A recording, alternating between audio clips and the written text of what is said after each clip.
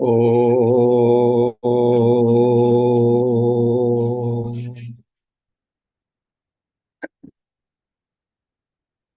ॐ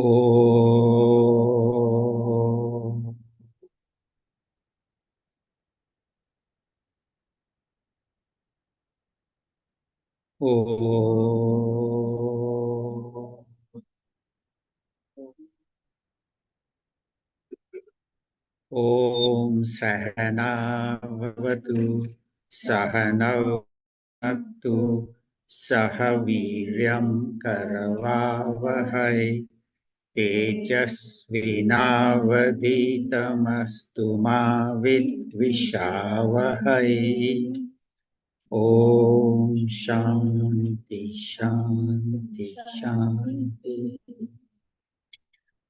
ॐ समस्त जन कल्याणे निरतं करुणामयं नमामि चिन्मयं देवं सद्गुरुं ब्रह्मविद्वरं।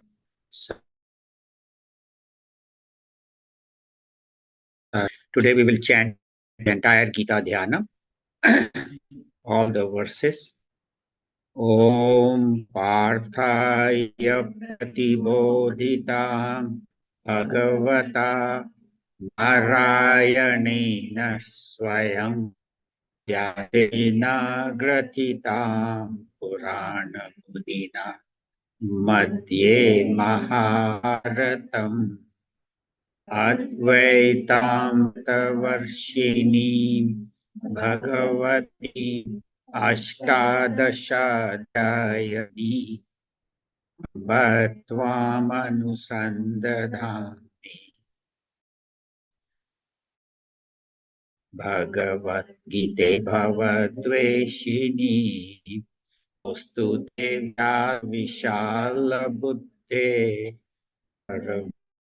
Vindayat Patra Netra Yena Tvaya Bharata Taila Purnaha Ajvalito Jnanamaya Pradipaha Prapanna Parijataya Putra Vetraikapanaye Jnanamudraya Krishnaya Gītāmrita-duhe namaha. Sarvopanishado gavo dokta gopalanandanaha. Partho vatsa sudhir bhokta duktam Gītāmritam mahat. Vasudeva sutam devam kamsa chanuramardanam. Devaki Paramanandam Krishnam Vande Jagadgurum Bhishma Drona Tata Jayadratha Jala Gandhara Nilotpala Shalya Gravati Kripena Vahani Karanena Velakula Ashwathama Vikarma Gora Makara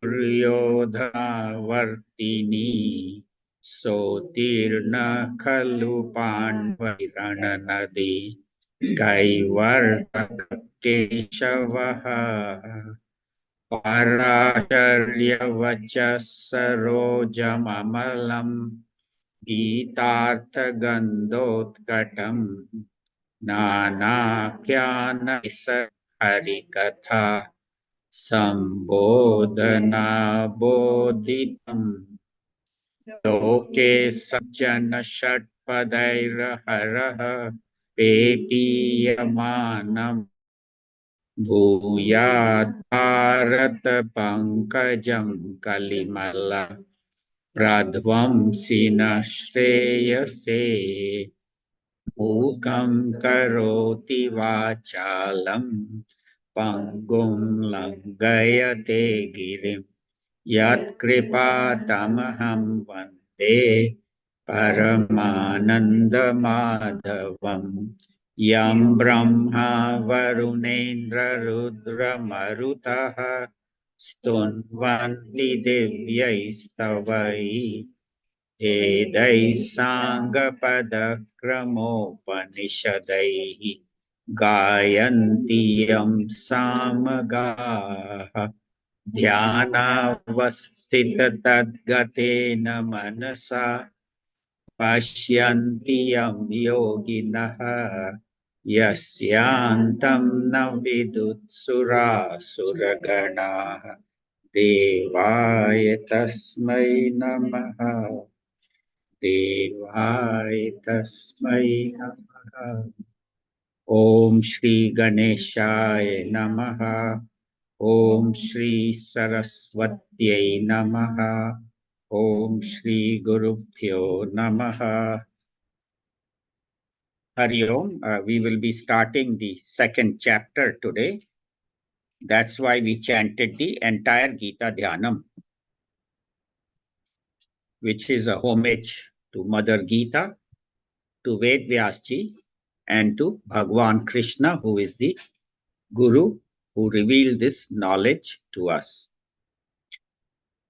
So we just finished the first chapter last week, and that is called Arjun Vishad Yoga. Just to briefly summarize, it is the Arjuna's delusion and confusion which leads to Vishad, which leads to sorrow.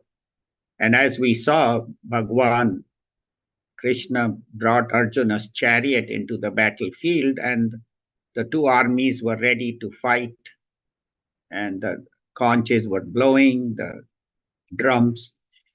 And he asked Bhagwan to put his chariot in the middle of the two armies, which Bhagwan did in front of Bhishma and Arjuna, Bhishma and Drona. So the moment Arjuna saw that, his mind got deluded because he said, there are all my family members, my cousins, my relatives on both sides, my grandfather, my revered teachers are there. And how can we fight? And then he started thinking about what tragedy this war would entail, how much destruction on both sides, the families would be destroyed, men would die, women would be left alone, and then they would, have no control over who is mingling with who. The caste where the divisions of society, not on birth but on competence, would all get destroyed. Our ancient traditions would perish, and we would not know how to continue the lineage that our ancestors had given us. And so, with all these things, he says that we should not fight. He's telling Bhagavan Sri Krishna that I do not want to fight the battle, not realizing that even if he leaves the battlefield, the others are still there. They are not going to leave. The Pandavas will be there, Kauravas will be there. They are all ready to fight. By him running away, all he will get is infamy, which we will talk about today. But he thinks that by fighting this war, which will create so much tragedy, we will get infamy. People will say that, oh, so much Arjuna was there and he destroyed so much. And not only that, but we will not go to heaven. We will suffer in eternal hell by fighting this kind of war. And at that point, we had seen Arjuna, we left him in the end of the first chapter, disheartened, his body shaking, his eyes full of tears, his mind is totally confused. He doesn't know what to do, what not to do. And he sits down on the chariot, drops his Gandiva bow, and says, I shall not fight. I shall just surrender and let them come and kill me, even doesn't matter, because they were ready to kill the Kauravas. They had no problem. They said, let them come and cut my head. I'll just stay without weapons. And that was the condition of this great warrior who was the bravest warrior of his time. And because he has misunderstood the situation. So we'll start with the chanting of the second chapter. Om Shri Paramatmane Namaha. अथ द्वितीयोऽध्यायः सांख्ययोगः। संजय उवाच तं तथा कृपयाविष्टम् अश्रुपूर्णाकुलेक्षणम् विषीदन्तमिदं वाक्यम् उवाच मधुसूदनः। Together. तं तथा कृपयाविष्टम् अश्रुपूर्णाकुलेक्षणम् विषीदन्तमिदं वाक्यम् उवाच मधुसूदनः. So we are starting the second chapter, which is called Sankhya Yoga. So we'll just spend a couple of minutes talking about what exactly is the meaning of the word Sankhya and why this chapter is called Sankhya Yoga. So Sankhya has many meanings. One is it comes from Sankhya. Sankhya means counting, So systematic, when any topic is systematically explained, 1, 2, 3, 4, like that, then that is called Sankhya. That is a systematic way of explaining any subject. Here we see in the second chapter, Bhagwan from 1 to 45 shlokas spends most of the time in systematically explaining to Arjuna why this battle should be fought, why this is essential. And we'll talk a little bit about that today. So why is this battle essential? And also he will counteract all the arguments that Arjuna had given in the first chapter. And Bhagwan starts with the highest teaching of what is Atma. So Sankhya is not only systematic teaching, but Sankhya also means Atma, the consciousness, the life principle within and without. So that is another meaning, that in this Bhagavad Gita, in the second chapter, Bhagwan will tell him what is this illumining principle within us and which illumines the whole universe, that we call as Atma, Brahman, consciousness, Bhagwan, all those. And that he will explain to him very systematically. Sankhya Yoga was another school of thought which Kapil Muni was a great rishi. And when he gave this knowledge to his mother, the highest knowledge, that knowledge was called Sankhya Yoga. That was another school of thought where they talked about this creation is a combination of Purush and Prakriti, matter and spirit. So together, when they combine, then this universe comes into being. So that's why this chapter is called Sankhya Yoga. Now the first shloka is Sanjaya Uvacha. Sanjaya was our correspondent. As we know, he was sitting in the palace of Dhritarashtra, but he had been given Divya Drishti by Vedvyasji, when not only he could see what is happening in the battlefield, but go into the minds of the people and even know what they were thinking, as we will see in the first shloka.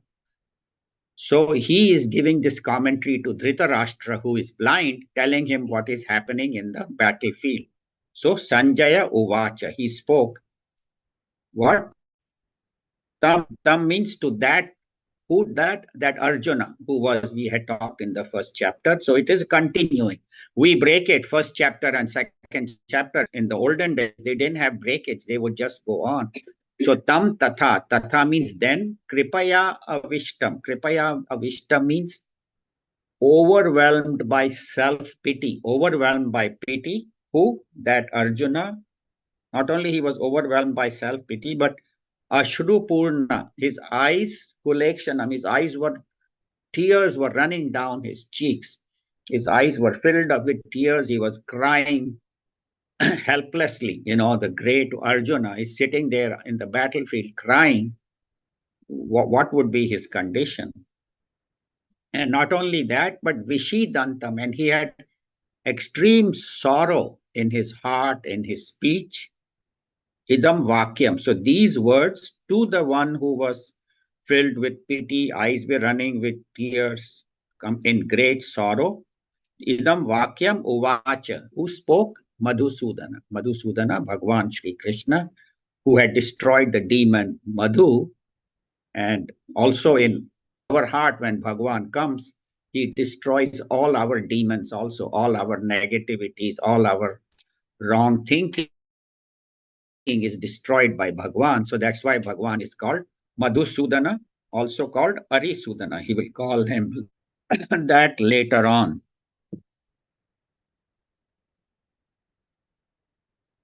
So we can see that Arjuna is completely destroyed at the body, mind, and speech level. How at the body level? Eyes are filled with tears. That is his body. His whole body is shaking, trembling. He's sitting on the chariot without any energy. Mentally, Kripaya Vishtam, he is in what is called just full of self pity. He's rolling in self pity. One is pity, is compassion if you feel for others.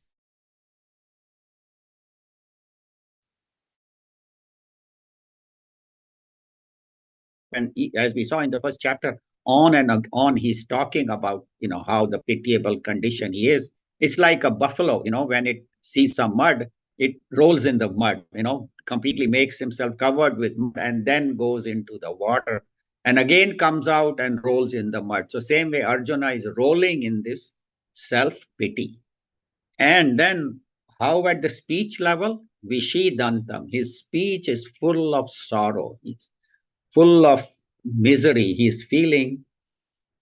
And it is like his condition is like, say, there is a Wimbledon champion, who is world champion. He has won the tennis tournament. And next tournament, he goes to the US Open. And in the first round, he loses to a complete beginner. How his condition would be. So, say, who is the greatest warrior of his time, who is the champion of his time. Now, when he's faced with a situation which is very clear, there is no doubt. It is not that by fighting he will do adharma. By not fighting he will do adharma, because he is on the side of the good, the dharmic people. The people on the other side are adharma. And if they are not defeated, then the whole country will be filled with adharma. So it is his duty to fight. It's against, like if our country is attacked by some person by some other country without any reason, and they want to take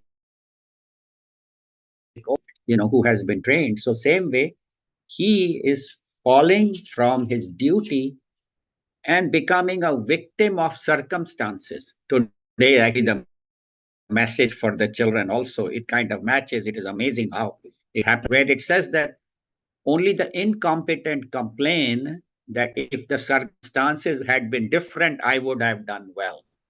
Only the incompetent people blame the circumstances, blame the situation. It is because of my husband or my wife or my boss or my family or my children or my society or the party in power, Republican, Democrat, president.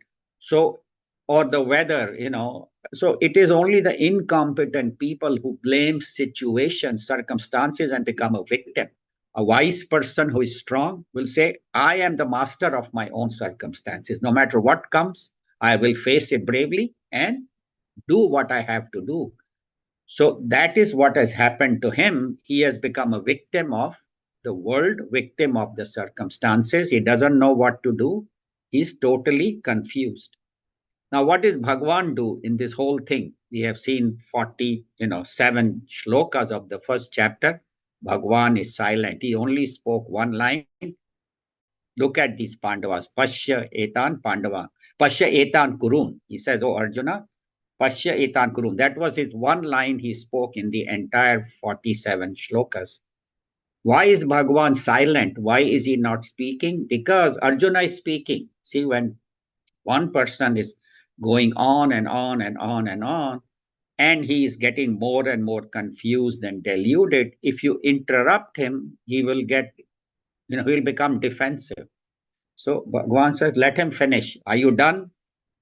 At the end of 47, Arjuna says, I am done. Nothing more I can say. So that is when Bhagavan intervenes. It's like a psychiatrist. Initially he will let the patient talk, talk, talk. Okay, tell whatever. And then after the patient is done, then the psychiatrist or the psychologist will give the solution.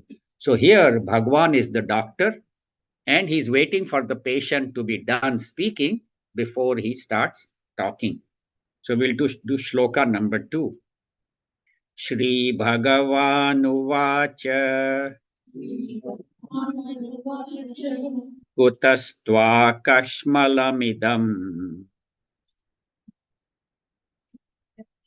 Vishame Samupasthitam Anarjushtamasvargyam Akirtikaram Arjuna. Shri Bhagavanuvacha Kutastva Kashmalamidam Vishame Samupasthitam Anaryajushthamasvargyam Akirtikaram Arjuna. So Bhagavan now, first time he speaks. So Shri Bhagavan Uvach. So first time we have heard the word Bhagwan in this chapter, in this Bhagavad Gita. It will come many times, but for us who are right in the beginning of the Bhagavad Gita, what is Bhagwan? What does Bhagwan mean? The word Bhagwan. So it's written here. There are 6 qualities, and those who are on Zoom, you can check it in the WhatsApp. It is there in the WhatsApp, in the Gita WhatsApp. If you are not in Gita WhatsApp, let me know. I'll put you on it if any of them here also are not on it. So Bhagavan, what is Bhaga? Bhaga means qualities, good qualities. Like they say, na kya bhagya hai aapke? What are your good qualities? What are the good fortunes? Fortune is the better word. So Van means one who has good fortune, has good qualities. So like we say somebody who has wealth, we say Dhanavan. He is very rich, or who is very knowledgeable, Gyanavan, Buddhiman. So these words are used.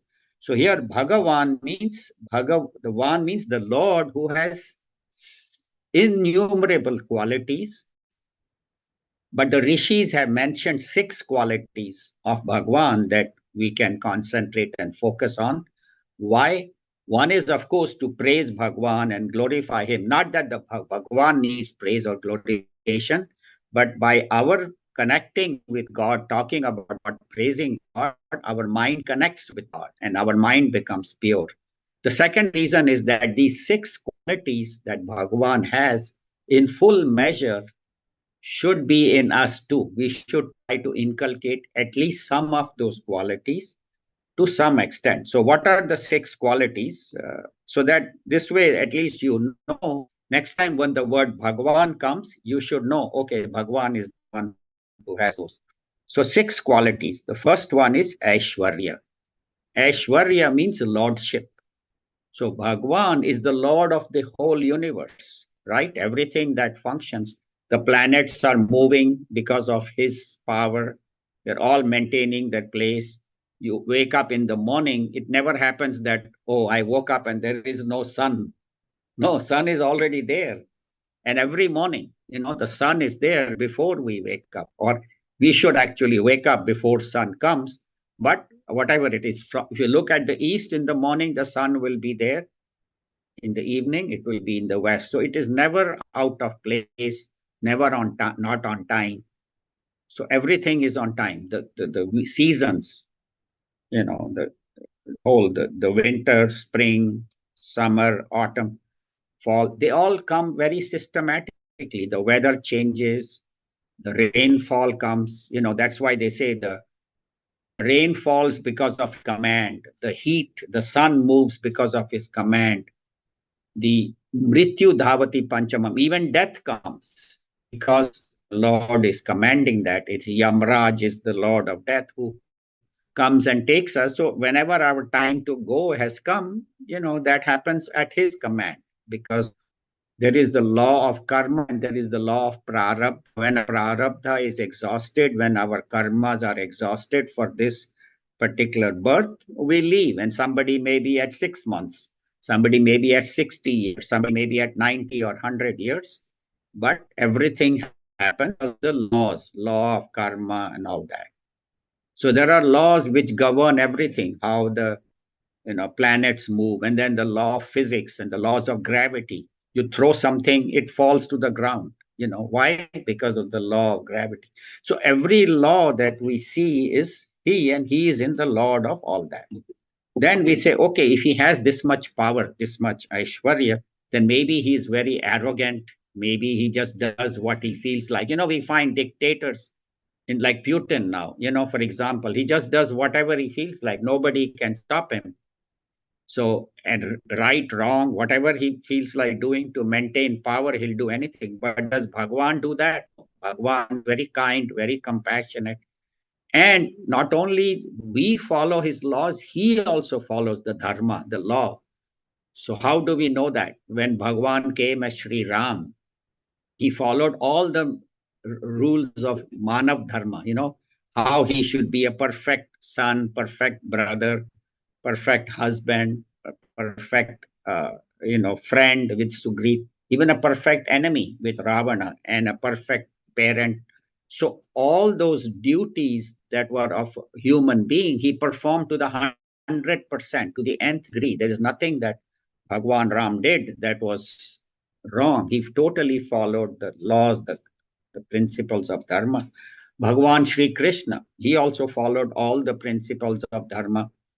When he was young, he went to school to study. He went to Sandipani Rishi, stayed in his ashram for many years, and then gave Guru Dakshina at the end. Sri Ram also went to study, Lakshman went. So they say if they are God, if Ram and Krishna are God, why do they have to go to a guru to study? They already know everything. That is to show us that a student's job is to go to a teacher, study, surrender, and accept the teacher's discipline and learn. So to demonstrate that, not only that, Bhagwan Sri Krishna, whatever duties he did, like when he was a charioteer for Arjun, at the end of the day, Arjuna would go to the tent and sleep. But Bhagwan was the charioteer. So he said, he didn't say, I am Bhagwan, I am the chauffeur. He would take the horses to the stable, wash them down, clean their legs, wash them with balm because they had been running all day in battle. Maybe they got some arrows. He would dress their wounds, and he would clean the chariots, so much mud on it.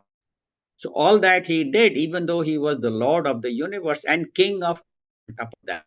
On the world, he was a king. He was not, but he said, I'm taking the job of charioteer. I'll do it to the 100%. In fact, he used to even meditate. We seen pictures of Bhagwan either teaching Bhagavad Gita those gopis. But if you look, there are many pictures of Bhagwan meditating. So he would get up at 4 o'clock in the morning, do his morning duties, then he would sit and meditate. To again to inspire us that it is important for all of us to get up in the morning and meditate. And then he would do all the pujas, he would do all rituals, everything that should be done in the morning, he would do. So Bhagwan, when he comes on earth, follows all the dharmas. Then Yasha, the third one, Yasha and fame. So Bhagwan has all the name and fame, everything. Everybody knows that there is one supreme power running universe. And then Bhagwan has different names, Sri Rama, Sri Krishna, Lord Shiva, Mother Durga, Jesus, Allah, Father in heaven.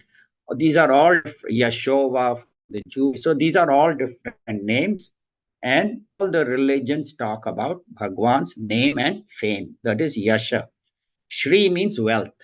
So not only everything in this universe belongs to Bhagwan and we are just using it. We have temporarily been using, whether I think it's my house, my car, my company, my business, everything is given to me by Bhagwan, and I am just the tenant. So he's the owner of the material, but he's also the spiritual wealth. The one is the material wealth, other is the spiritual wealth. Any spiritual idea that come to us, whether it's the Upanishads, the Bhagavad Gita, Ramayana, Mahabharata, all the knowledge came from Bhagwan himself, and Bhagwan revealed it. So and even in Bhagavad Gita, how to live our life, that is explained. So that is Shri. Vairagya means he has detachment. He does not have any attachment to things.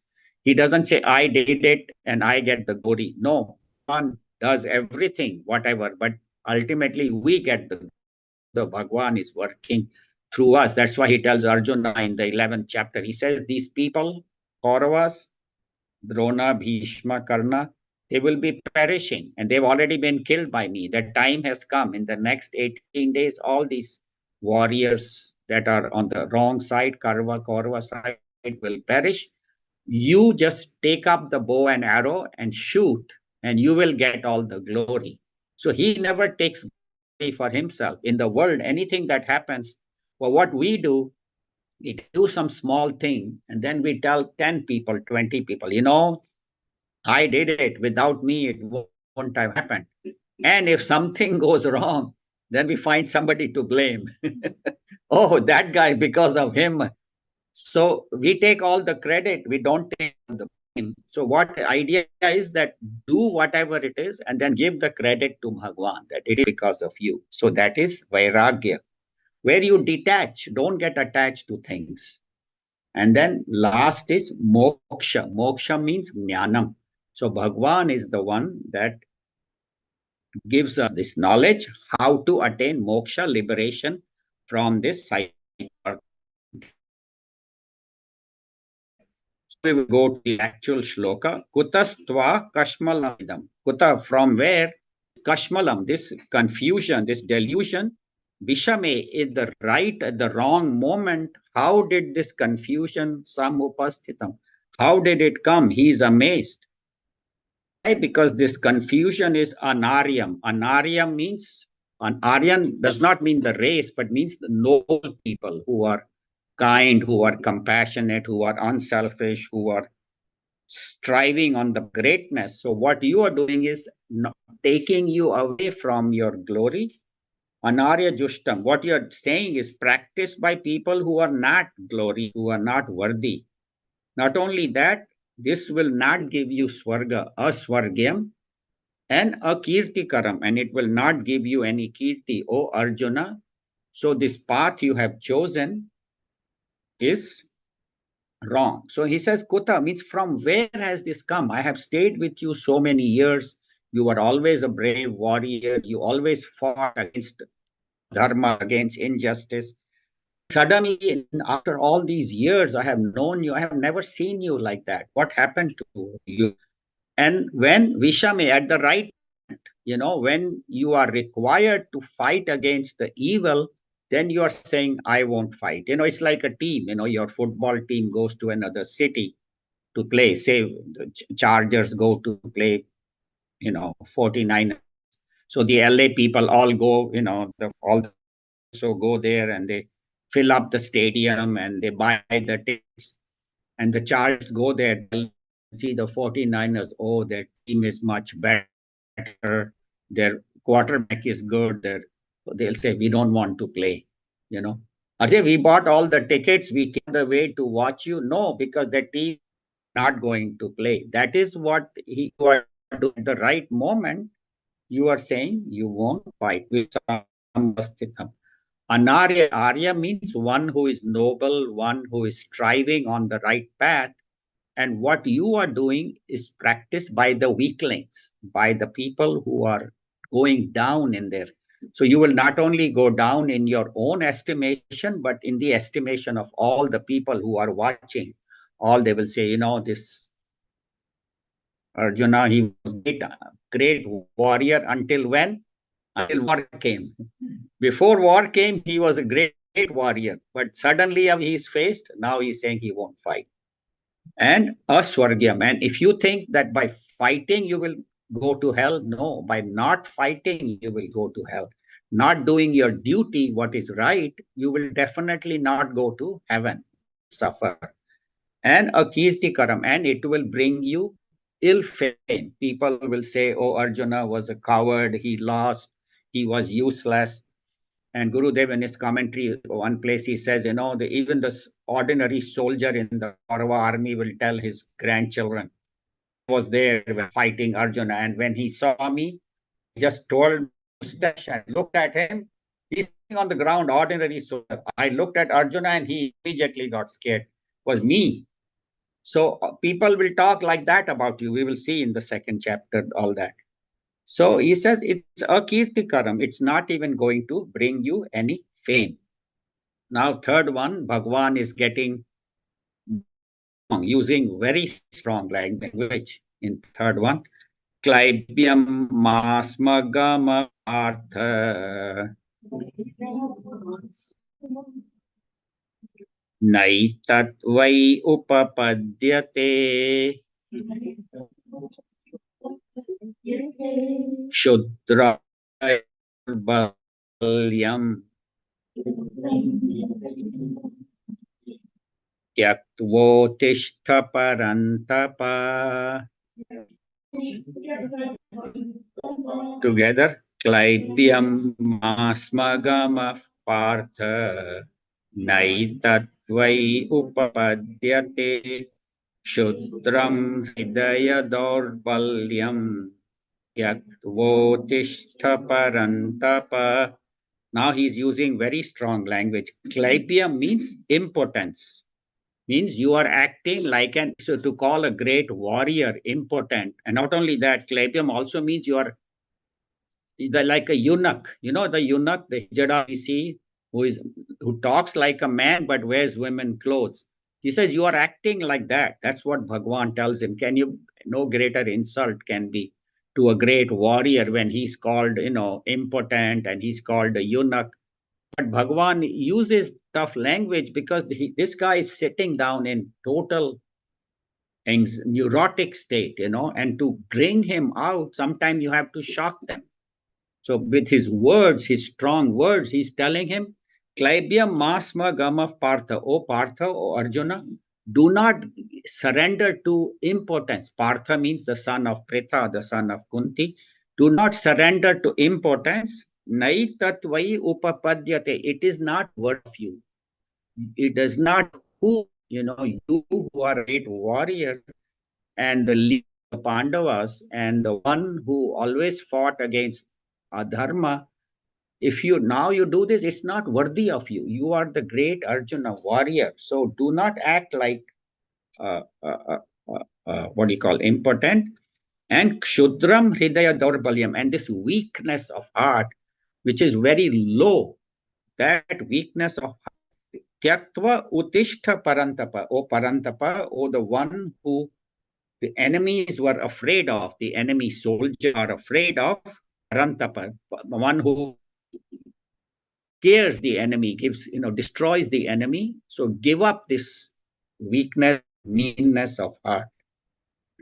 So this Shudram, Clybium, this acting like a woman, there is a story behind it. Actually, Arjuna, when he was in the 12 years in the forest, preparing for the war, training himself, one time Urvashi, the damsel from heaven, came down and she handsome Arjuna, practicing shooting arrows. And she fell in love with him. And she appeared before Arjuna and says, one is, I'm already married. And secondly, it is beyond dharma. And thirdly, my training in next 12 years is to how to improve my skills so I can defeat the Kauravas. So I'm not going to marry you. So it says Urvashi got mad and cursed him that you will become a woman if you don't, because so Indra comes and says, Indra was Arjuna's father. He says, not don't curse him for that. She says, only 1 year you will be a woman. And she leaves.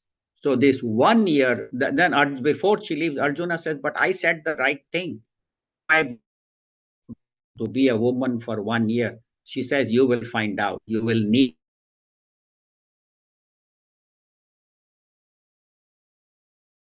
that 1 year to be a woman. And it so happened, as we know the story, after 12 years of forest living, 1 year they had to stay. They go to the palace of King Virat, and where all the different roles, Dhritarashtra teaches him how to play dice. Bhima becomes Arjuna becomes a woman and dresses like a woman, like a eunuch, teach Virat's daughter Uttara how to dance. So he becomes a dance teacher. Nakula takes care of the horses, Sahadev takes care of and Draupadi becomes a maid to the queen. So Arjuna for 1 year had to stay dressed as a woman. So Urvashi's curse came true, and she said, "That's how when you will need it." And so he needed that 1 year. So that's why Krishna is reminding him.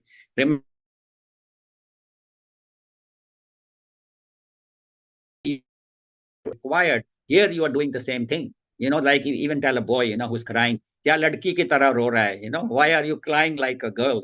So it's not that girls are less. That expression, and immediately he will stop crying.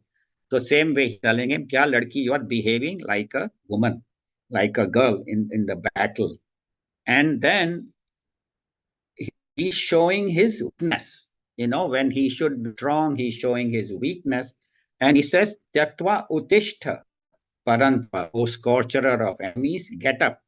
Utishta means get up. In Swami Vivekananda also says, Utishta jagrata, stop, arise, awake, stop not till the goal is reached. Where does this come from? From Kathopanishad. We are doing Kathopanishad at Tuesday, 12:30 to 1:30. Those who just are not coming, they can join. We study Upanishad on the same Zoom link. So it is Uttishta Jagrata Prapya Varan Nibodhata. So he says, get up, arise. That's what Yamraj is telling Nachiketa, and through Nachiketa, all of us, get awake and get up and go to a guru and learn the right thing and then behave like that. Churasya dhara nishita duratyaya durgama patas kavayo vadanti. He says, once you have achieved this knowledge, live this path of spirituality. And remember, the path of spirituality is like a razor's edge. Just as when you're walking on a sword, on a razor, you slip, you fall, you will get cut neck. So same way, the path of spirituality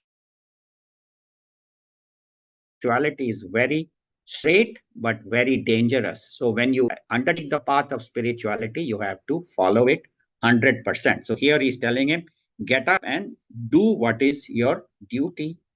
And he says, do not be afraid.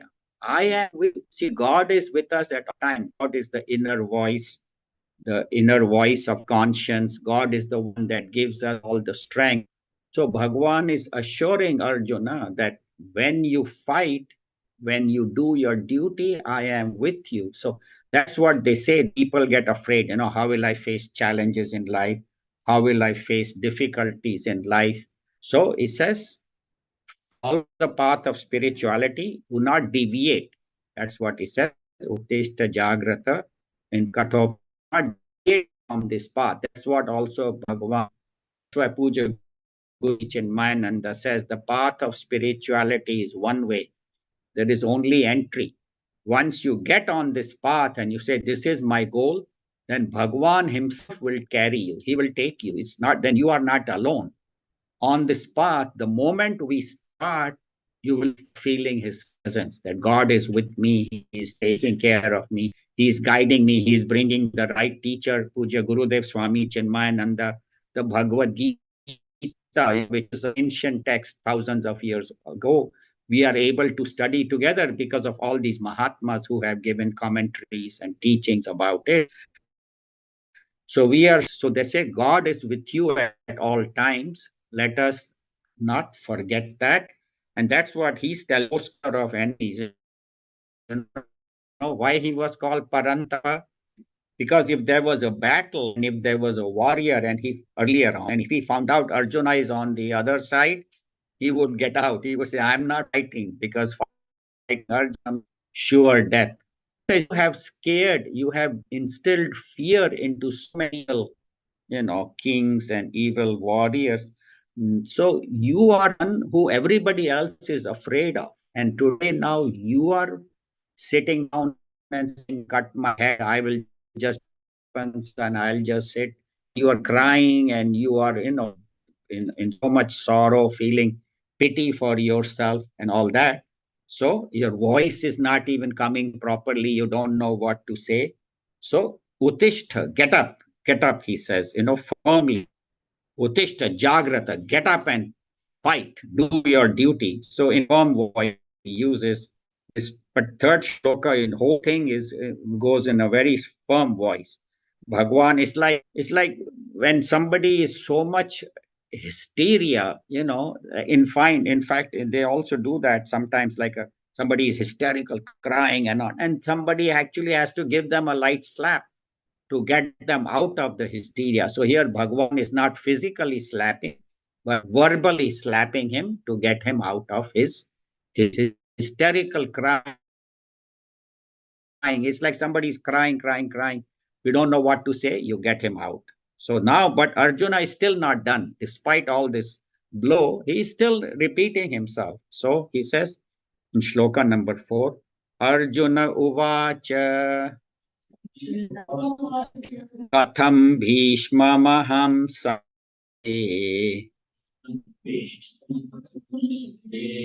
द्रोणं च Madhusudan इषुभिः प्रतियोत्स्यामि पूजार्हावरिसूदन.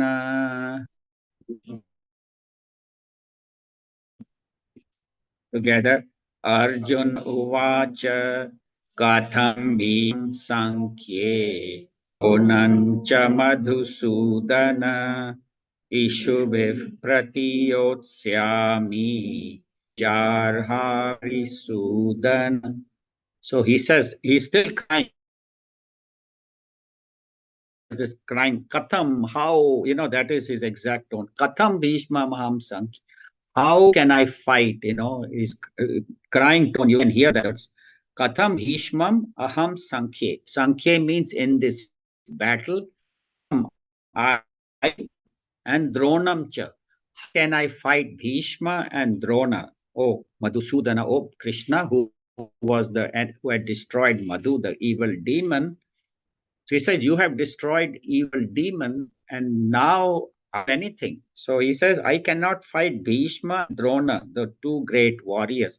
Bhishma was his grandfather, and Drona was his guru, who had taught him bow and arrow. He says, one from childhood brought me up, Bhishma, and taught me everything, how to live, and he has taken me to teachers and taught me everything. And Drona has taught me how to fight.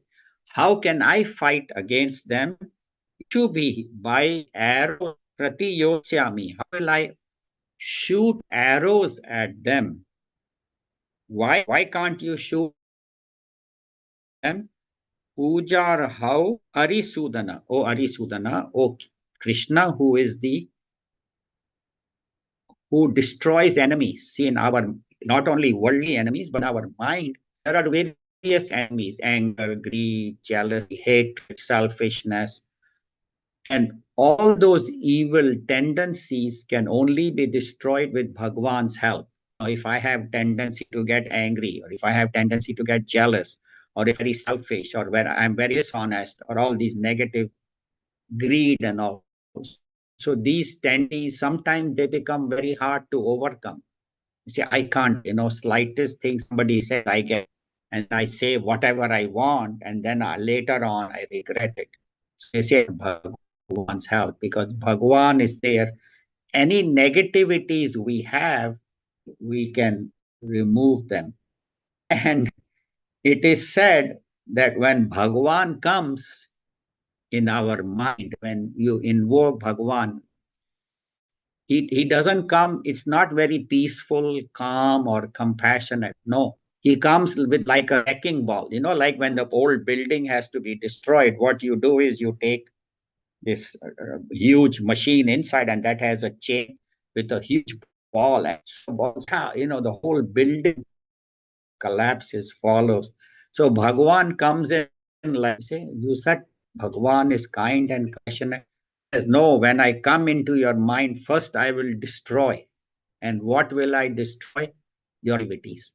Bhagwan, if he wants to stay within our heart, he wants a clean place. Katholisha, he says, Guha hitam gahva reshtam puranam.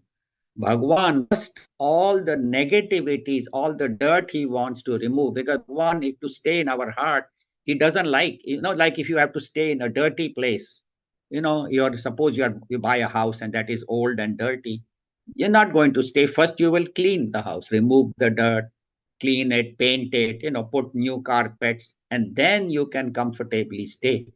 So when Bhagwan comes, that's what he does, paints our inside, changes the carpet, means he removes all the negativities. Just as we don't like to stay in a dirty place, Bhagwan doesn't like to stay in a dirty. So if you want Bhagwan to be in your heart, remove all the dirt, clean out your heart, remove all the, paint it, make it fresh. So that's what he says, that how can I fight against these people who are worthy of puja? Puja, how they are worthy of puja. So Bhagavan says, puja, you're saying that Drona and Bhishma should be worshipped. Where's your thali? You didn't bring your puja thali. If you came to worship, you should have brought that with a lamp and kumkum and chandan. You didn't bring all that. If you want, you came with a bow and arrow. You came with the idea of fighting. Now, where are you going to fight puja thali to worship them? So that was not your purpose. So, and they have no problem killing you. If they have an opportunity, they will shoot arrows and destroy you. The Kauravas have. So how come you suddenly have this one-sided when the evil has no problem, removing all? And then that is called Arjuna syndrome. Just as Arjuna got into a situation where he didn't know how to handle, we also sometimes do that. We get into a situation where we are confused. What is my duty? What am I supposed to do? So that's when we turn to Bhagwan for guidance, which we will see Arjuna also in the ninth, 10th shloka. He will turn to Bhagwan for guidance. And he tells Arjuna that your vasanas are still there. You have these desires, vasanas, and these can only be removed by doing karma yoga. So whatever negative tendencies we have can only be removed by doing karma yoga, doing right action dedicated to the Lord. So here is an opportunity for you to do the right thing. And you are deviating from the path of dharma because your senses are deluding you. You are seeing these great warriors, and then your mind is confused. And why do we get like that? When the ego comes, and he was thinking, I am fighting against them. He says, you are not I, you are fighting on behalf of the entire nation, all the good people. So when I fighting for myself, or when I do some action for myself, for the entire community, the entire country, then my actions, or I do actions for God, for the, so then action comes. So here he says, surrender to me and remove all the inner enemies. And the goal is very clear.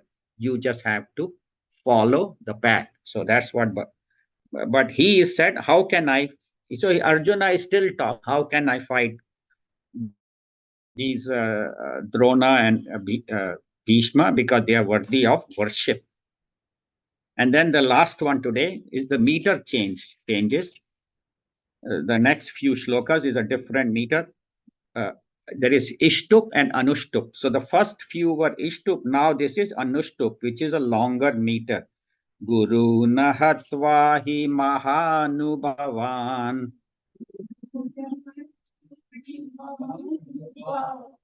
Shreyo Bhoktum Bhaikshamapi Haloke.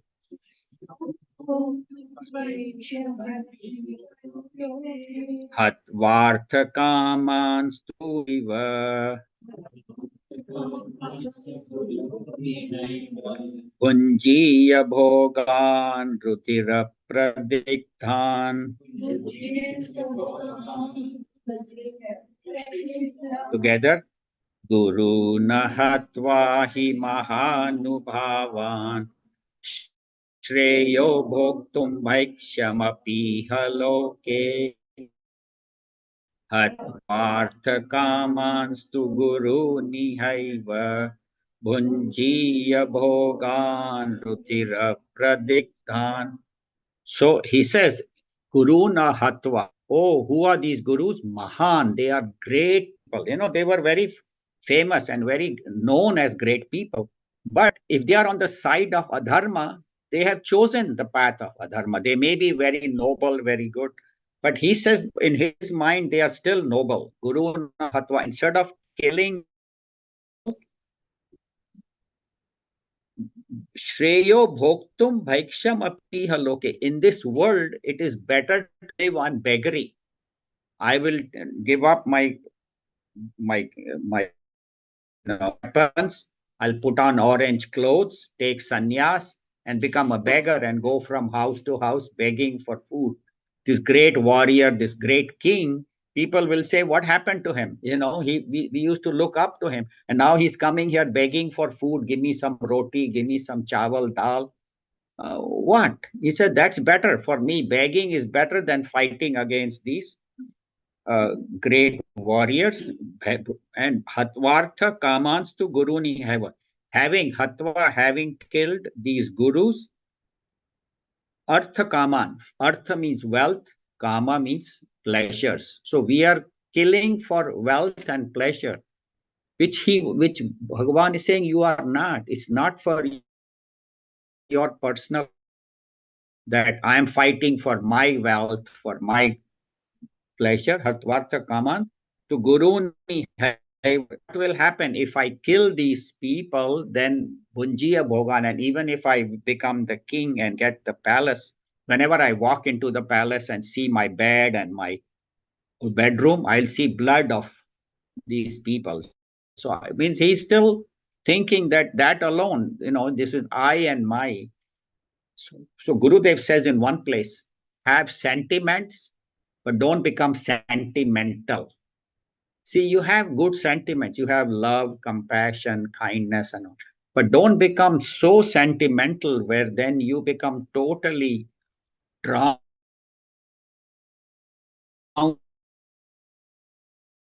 I love this person so much. My child is going to college, and I start crying. Oh, my child is going to college. Why? When is he going to call me? Why doesn't he call?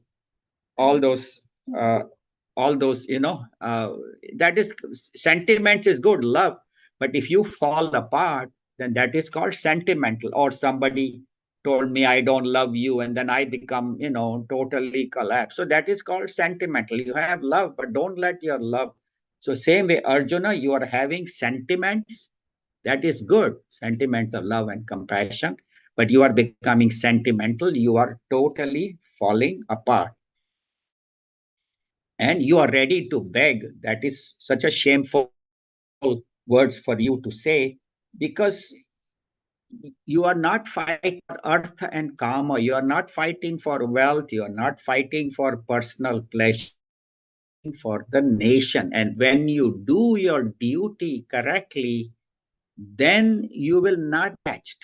Oh, doing this for myself, or I'm doing it such a great job. No, you are, because the third chapter is whole chapter is karma yoga, how to do our duty for the benefit of society without I and dedicated to Bhagwan. So I do my duty for the benefit of society without thinking I and my. It is for the benefit of all. I am not doing. Bhagwan is doing through me, and I am doing it as his servant, as his instrument. Then you will have no ownership. Otherwise, when we do something, we get so attached. Oh, I alone can do it. And then somebody comes and says, we are going to appoint someone else to do this job. Then we get so disheartened. Oh, it's my work. How come somebody else does it? Not only at factory or the job, but even in the mission, we are doing some service, and they say, oh, so now from tomorrow somebody else will do this. You do the other job. Said, no, no, no. It is my not. So that attachment. So he says, have vairagya, do your duty, but without this feeling of I and my, without getting attached. And that's what is happening to you, Arjuna. That's what is happening. But Arjuna is not ended. His arguments will continue for shlokas why he should not fight. But the arguments are wrong, but he is justifying in his mind. And he is still not come out of his hysteria, his total confusion, which as he studies the second chapter, we'll see that Arjuna will start asking questions. So slowly, Bhagwan is bringing him out of his out of his confusion, grief, and sorrow, and bringing him to the right path. First, he does it by shock, then he will do by systematic teaching. That's why Sankhya Yoga, systematically, Bhagavan will teach him, and through Arjuna, teach all of us. So, Bhagavad Gita is for us to practice how to deal with life situations. And we have seen how Arjuna collapsed. So, you and I also, when we are faced with difficult situation, get courage from Bhagavan that problems will come in everybody's life, but how to face them bravely.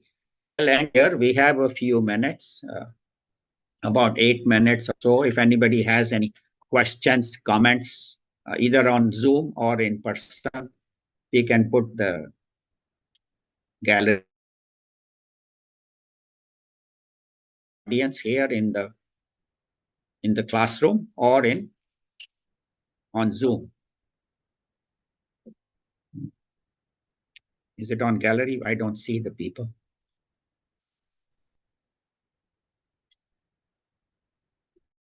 Questions? Any comments? Yeah. It's directly related to this. Every now and then, but it's been coming a lot lately. Like, I'm already done with school and I'm already working. I'm doing what I need to do. Now, where I am concerned is like I'll get this dream that I am missing assignments and that I'm missing something. It's a specific class, it's history.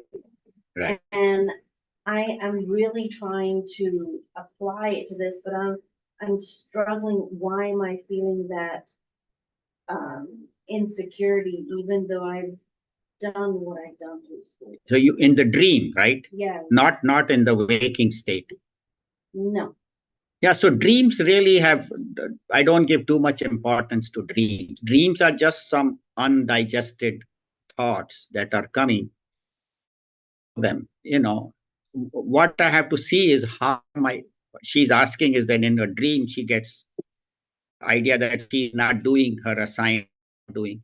So as long as in the waking state I'm doing the right thing, dreams, some of the schools of psychiatry give a lot of importance to dreams. Like I don't, Vedanta doesn't give too much importance. The dreams have no reality. They are just undigested thoughts that were there. And then what happens is 3, 4 different series of thoughts converge to, like, I have retired for 3 years, but still sometime I find I'm seeing patients and doing procedures 3 years later. So it's just my old desires, tendencies were there. So I wouldn't give too much importance to dream. As long as I'm doing the right thing in the waking, that is important. And also remembering the Lord before you sleep, chanting will also reduce your negative dreams and you will get more. And you may not. I mean, it doesn't mean that you are guaranteed you won't get negative dreams, but do not give too much importance to them. Just ignore them. Okay, because it's like a sense of incompetence, so to speak. Yeah, but it's happening in your dream, right? In real life, you're able to handle situations. Thank you. Yeah. I don't think dreams have too much importance. Any other comments?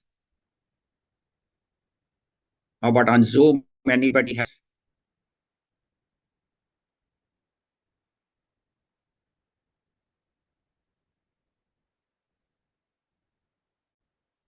Ansa, you have any comments? Little loud, you can speak so people. You know, when your friend is doing things you don't think is right, like in this, like Arjuna is doing this, Krishna doesn't think is right. To begin the conversation with question, other than saying you're wrong. You know, a lot of time I mean, to our own kids we do. No. Instead, ask a question, then makes them think for themselves as to, am I doing wrong? So this idea of beginning with a question, what happened to you, Arjun? Why are you acting like this now when you spent all these years with this? So that question wakes him up from that. Yeah, very good point. Right, Kutastva, where has it come? Right. Then the second treatment was like a shock treatment. Right. Why do you act like that? Right. I mean, you can tell your. So that was what I was writing it down while we were talking. And what else was done? Yeah, and if you look at the Arjuna, I stand on Arjuna. I said, "Oh my God, how can I treat my grandfather? Who is saying my grandfather is my I, right. The big I, the ego, right? And is that ego. So now I have a personal fight with my grandfather and teacher. It's not a personal fight. Right. It is dharma. That movie we had for the India. Yes. Right. Because wasn't behaving the way it should be. In other words, mother did get the idea that the bad element has to be removed, even if it's your own son. Right. But here, Arjuna is still in that state that no, they are such ideal people. How can I? Right. If they go up, then the community knowledge would go away. And they are the pillars of knowledge. But they were on the wrong side, so the wrong side is good. So there's a few things. Thank you. Good. One is that you should start with a question which Bhagavan is. Where did this come from? Then the second shock treatment, and this ego that I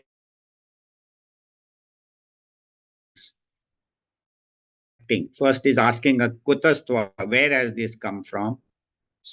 Giving him the shock treatment, and then not to have ego, and which the beginning of this teaching of Bhagwan start from that ego, the highest level.